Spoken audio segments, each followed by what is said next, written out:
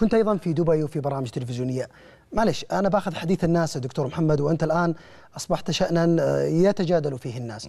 الناس يتحدثون عن أنه ولع الدكتور محمد في أي قضية تمس المرأة يتحدث فيها، وبالذات في الاختلاط. أقصد الولع التوجيهي. فما من قضية تمس المرأة في اختلاط إلا وقد كان للدكتور محمد العريفي كلمة فيها. في دبي يلقي محاضرات على مجتمعات مختلطة وأخذ الناس فيها ما أخذوا. طبعا أخي الاختلاط أنواع، ليس الاختلاط لما يقول أحد العلماء الاختلاط حرام. الاختلاط ينقسم إلى أقسام. يعني مثلا لو جاء واحد وحرم الاختلاط الذي يقع في الحرم، ليس هذا الاختلاط الشرعي المحرم. جاء شخص في مجتمع أصلا هم هذه طبيعتهم. أنا ألقي محاضرات ليس فقط في دبي، ألقي محاضرات في الأردن، في لبنان، في مصر، في جامعات، والجامعات أساسا مختلطة. ولو طلبت أنت أن يفصلوا النساء في صالة لقالوا لك أصلا المكان غير مهيأ، إما أن تلقي علينا في مثل هذا المكان أو لا. مثل ما كان الأنبياء يدخلون الأسواق وينصحون الناس، والأسواق مختلطة رجالا ونساء، بل كان هناك يعني البغايا قد نصبنا رايات يدعين الناس إلى أنفسهن، ومع ذلك يدخل النبي ما يقول للبغي تغطي وادخلي خيمتك وافصل حتى تسمعون مني، لا، هذا المجتمع اللي أنا أتكلم معه. فأنت لما تتكلم مع مجتمع أصلا هذه طبيعتهم، ثم تفرض عليهم الضوابط الشرعية يعني بقدر استطاعتك.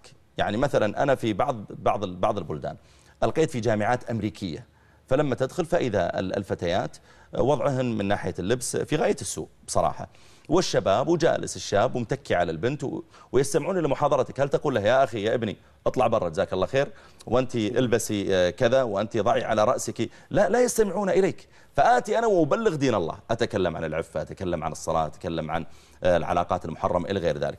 اللي حصل في دبي أنا لا أسميه هو الاختلاط الممنوع شرعا. أنا في دبي وفي غيرها إذا استطعت أن ألزمهم بوضع الكاميرا وتنقل عبر الصورة أو وضع النساء في غرفة وأنا في غرفة، أحرص على ذلك وأطالب به. لكن أحيانا يقولون لك هذا غير مهيأ عندنا أساسا، ونلتزم لك أن جميع النساء بحجابهن التام، وفعلا كنا النساء منقبات. طيب لو دعاك منتدى وجامعة في الرياض إلى صالة معينة فيها الرجال وفيها النساء وبدون حاجز؟ لا الرياض المجتمع نفسه متعود على أن يكون منضبطا بالضوابط الشرعية.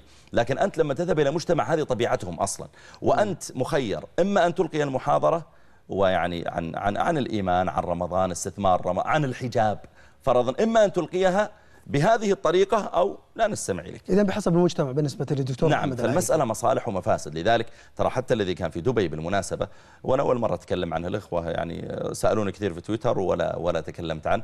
اللي كان في دبي النساء كن بحجابهن التام تماما، يعني أكثرهن معظمهن والله بنقابهن. ما كانت المحاضرة حتى واضح أني أنا بشتي. هذا ليس هو الاختلاط اللي نقول نحن صاحبه آثم. صحيح أن ترك هذا أولى، لكن لما نقول الاختلاط ما يفعله مثلا ما قرره الآن وزير العمل مع الأسف في الأسواق، والبنت واقفة مع الشاب بجانبها.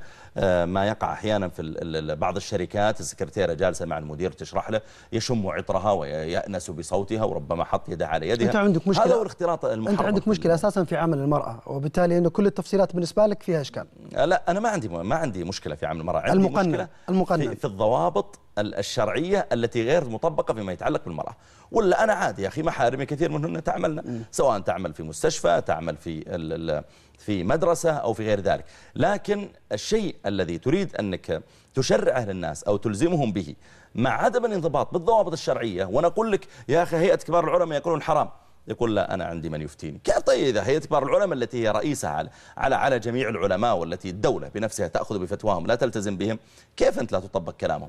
أما ما يقع أحيانا في حوادث معينة، يعني فرضا لو ذهب مثلا أي واحد ممن يشرعون الاختلاط، لو ذهب إلى أي دولة وألقى في منتدى وفيه نساء كثير، أنا لا أنتقده، لأن يقول الدولة أصلا كذا.